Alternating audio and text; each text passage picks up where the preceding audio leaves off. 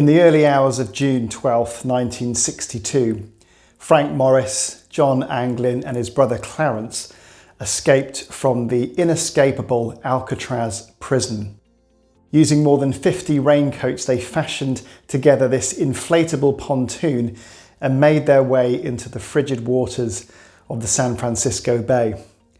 41 years later, the Discovery Channel's Mythbusters attempted to test whether Morris and the Anglin brothers could have successfully made it to the mainland. Remember, the myth says Morris and the Anglins were heading north to Angel Island. The current tells a different story. The raft is heading west in a hurry. We're escaping Alcatraz at Mach 1. No wonder they didn't find them. They're probably in Japan by now.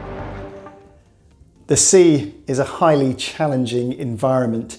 While the surface may not look too formidable, its currents can be extremely powerful. Out in the San Francisco Bay, our convicts were at the mercy of nature. Paddling against the tide would have been exhausting and fruitless. Out on the Sea of Galilee, the disciples were also against the elements, and their efforts were also exhausting and fruitless.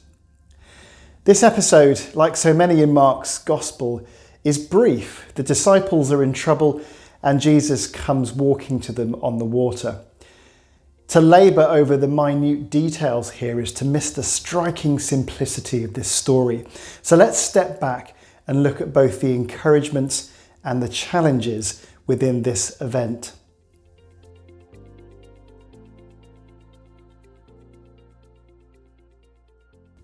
Remember, over the last few weeks, we've been noting that following Jesus is not an easy ride. It flies in the face of those who claim that Christianity is just a crutch to give us comfort.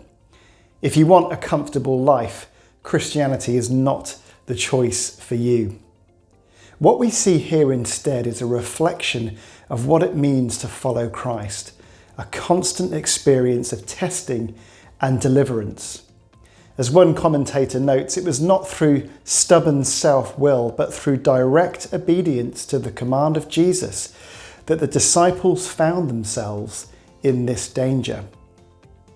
The storm didn't show that they had deviated from the path of God's will. Instead, God's path for them lay through that storm.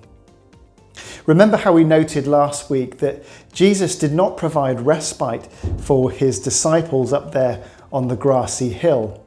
The spiritual aimlessness of the crowd who had gathered took priority over the rest and nourishment that the disciples really needed at that time. Yet here Jesus sees his beloved friends in trouble, straining hard at life's challenges and literally going nowhere. Now let me underscore the significance here. Jesus sent his disciples ahead of him while he remained alone in communion with his Father. Yet despite their physical distance, Jesus was no less connected to his disciples than if he were present. Notice also in verse 48 that he was about to pass them by. Now Mark doesn't tell us why. Perhaps Jesus wanted them to recognize him and call out for help, or maybe to show their faith in some other way. The point is, we often face times when God appears to have passed us by. It must have seemed that way to Job in the midst of his family tragedies. It must have seemed that way to Joseph as he was carted off to Egypt as livestock. It must have seemed that way to Daniel and his friends when they were hurled into a den of lions and a pit of fire, respectively. Look at John chapter 14. I will ask the Father, and he will give you another advocate to help you and be with you forever, the Spirit of truth. The world cannot accept him because it neither sees him nor knows him. But you know him, for he lives with you and will be in you. I will not leave you as orphans. I will come to you. God does not pass us by. Way up on the mountainside, Jesus saw his friends in trouble. Maybe the scene was clearly visible to him, or maybe he had a supernatural vision of them struggling. It doesn't really matter. What matters is that Jesus saw them. However, we also learn that it was shortly before dawn that Jesus went out to them. So let's piece together a few details here. Firstly, Jesus told them to go ahead to Bethsaida, which should have taken them along the northern shore of the lake. Secondly, Mark tells us that the boat ended up in the middle of the lake. John corroborates this in his gospel and says they'd rowed for about 3 or 4 miles, which would be the centre of the lake. Thirdly, Jesus could have reached them then in about an hour at that distance, yet he did not come to them until around 6 o'clock in the morning. For his own reasons, Jesus delayed coming to them. He saw them, yet he delayed. We often believe that God has passed us by because there seems to be a delay in him coming to us. But faith reminds us that God always sees, always cares, and always provides.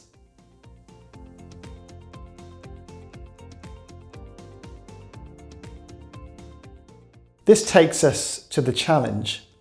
While Mark makes little comment on the significance of this short story, he does give us this curious note in verses 51 to 52.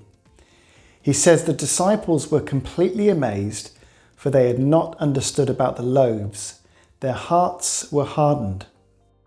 It would seem here that the calming of the wind, more so than Jesus walking on the water, had truly amazed the disciples. Not so long ago, Jesus had fed well over 5,000 people with a few pieces of fish and bread, yet his authority over nature had clearly escaped their memory. And that was for a troubling reason. Hardness of heart reveals a lack of spiritual perception, an unwillingness to learn for which we're ultimately to blame. Smallness of faith is a failure to remember God's working in the past and to apply that knowledge to our present problems. Despite all that, Jesus still came to them, still reassured them, still delivered them.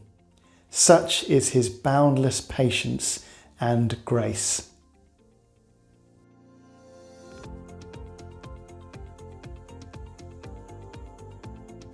God cares for us in every season of life, even in the times when it seems like he's deaf to our cries. God sees us and he comes to us always in his perfect time. Faith means trusting him. It means not faltering to the point of giving up. Sometimes in our attempt to find application in Scripture, we look to see what we ought to do. Yet this story here doesn't really tell us what the disciples ought to have done or how they ought to have reacted. In fact, their reaction of amazement and fear is quite understandable given the circumstances. But what this story does tell us is that God can be trusted at all times.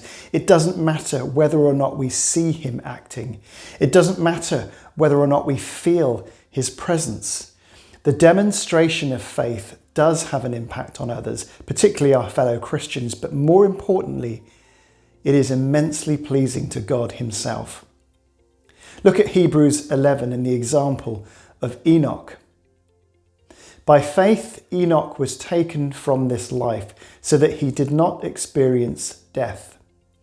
He could not be found because God had taken him away. For before he was taken, he was commended as one who pleased God.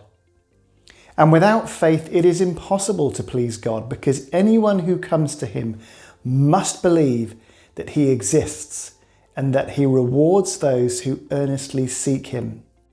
God bears with us in all our faithlessness, just as we see here with the disciples. He sees us and he comes to us. Let us not respond in fear, but joyfully wait with expectant faith.